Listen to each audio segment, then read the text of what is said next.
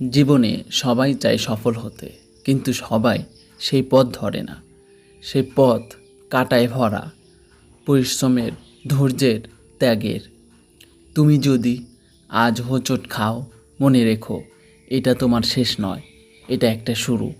বড় হওয়ার আগে মানুষকে ভাঙতেই হয়, কারণ প্রতিটা বিজয়ের পিছনে থাকে শত শত ব্যর্থতা।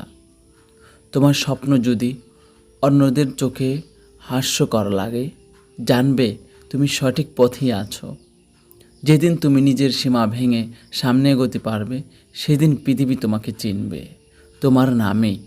তাই আজই নিজেকে বলো, আমি পারবো, আমি থামবো না, আমি ভেঙে পড়বো না, আমি গড়ে তুলবো নিজেকে নতুন করে, আরও দৃঢ়ভাবে।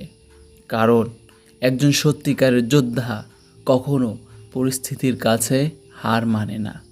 সে লড়ে যায় যতক্ষণ না সে নিজের স্বপ্নকে ছুঁয়ে ফেলে।